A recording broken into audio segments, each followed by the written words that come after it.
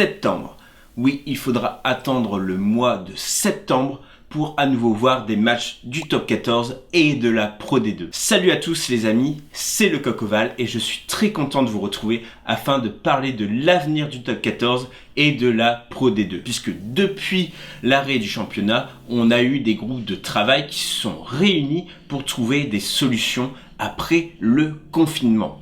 Et ça a débouché ainsi sur deux scénarios, l'un où le championnat reprenait fin juin, début juillet, directement par des phases finales, et un autre où on avait des phases finales en août 2020, juste avant le début de la saison 2020-2021. Mais suite aux annonces d'Édouard Philippe, il a été décidé que les événements rassemblant plus de 5000 personnes ne pouvaient pas se tenir avant le mois de septembre. Les grandes manifestations sportives, plus de 5000 participants, et font à ce titre l'objet d'une déclaration en préfecture, et qui doivent être organisées longtemps à l'avance, ne pourront se tenir avant le mois de septembre. La saison 2019-2020 de sport professionnel, notamment celle de football, ne pourra pas non plus reprendre. Et la LNR a été contrainte de mettre fin à cette saison et il faudra ainsi attendre le mois de septembre pour voir une nouvelle saison du top 14 et de Pro D2. Ainsi, il n'y a pas de champion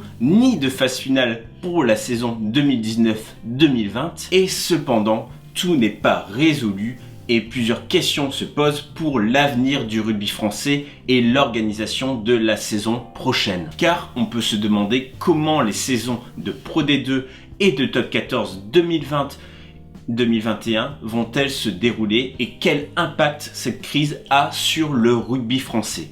Si le rugby devrait reprendre normalement en septembre, on n'est pas sûr que ça sera dans les mêmes conditions. Peut-être que les matchs seront en huis clos ou avec moins de 5000 spectateurs ou bien même comme le propose le club anglais de Northampton Saints, on aura des drive-in. Oui, des drive-in pour regarder le rugby car les tendances vont pour cette saison blanche.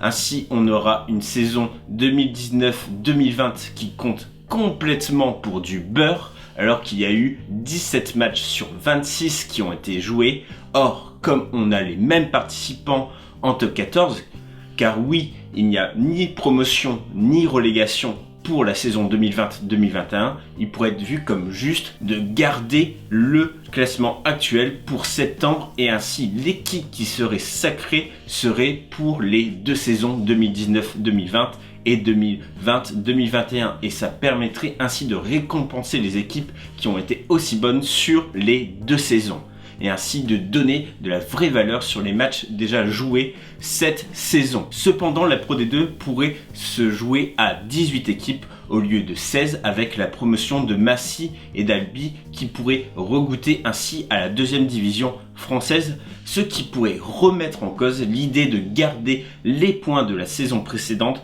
pour cette saison en Pro D2. Également, le coronavirus a un impact bien sûr économique fort sur le rugby. Et même s'il n'est pas exclu par la ministre des Sports qu'il y ait une probable aide de l'État pour aider le rugby français qui a perdu 100 millions d'euros suite à cette crise et que le diffuseur historique du top 14, Canal+, qui paye ainsi la LNR qui redistribue au club ses droits TV par mensualité, pourrait verser cette dernière mensualité en la déduisant sur les mensualités des 3 prochaines années. Mais les droits TV ne représentent que 20% en moyenne des recettes de club et il faudra prendre ainsi conscience que l'économie du rugby est différente de celle par exemple du foot. Par exemple, la billetterie et le sponsoring ont bien plus d'importance sur les finances des clubs. Et l'absence de match provoque l'absence de revenus très importants pour les clubs. Et on a ainsi la DNACG, c'est l'organisme financier de la LNR qui a fait un audit montrant que 9 clubs de top 14 et 7 de Pro D2 allaient avoir de graves difficultés financières à cause de cette crise. On a ainsi 30% de baisse de partenariat dans les clubs et 20% dans la billetterie. Ainsi, les clubs vont chercher à limiter les pertes.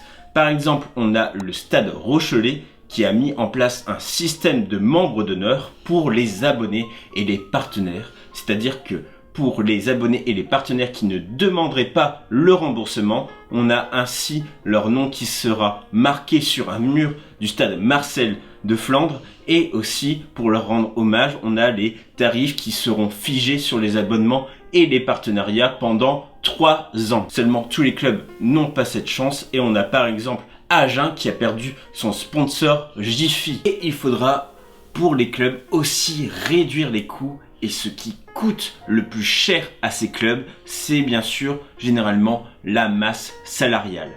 On a alors tous les clubs qui sont passés au chômage partiel, et la DNACG a alors préconisé une baisse de 31% des salaires des joueurs en top 14 et de 27% en Pro D2.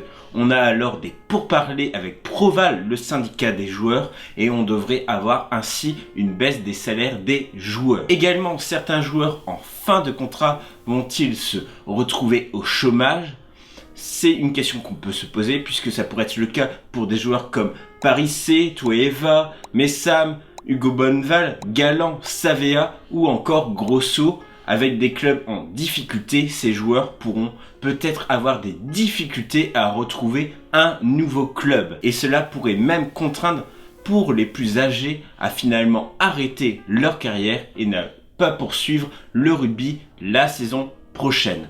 On a ainsi Mamouka Gorgodze, Marc Andreu et David Zerakachvili qui ont pris leur retraite sans profiter d'un dernier match avec leur club. Ainsi, cette crise qui impacte le rugby a énormément de conséquences.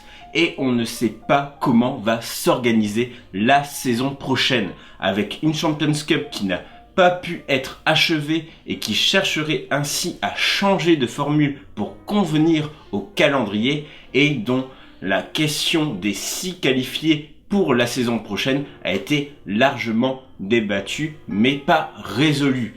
Également, avec les tests internationaux, est-ce que les nations de l'hémisphère sud pourront bien venir jouer les tests de novembre, et comment va pouvoir se finir le tournoi des 6 nations? Il y a encore énormément de questions en suspens, et il risque d'y avoir encore beaucoup de bouleversements suite à cette crise.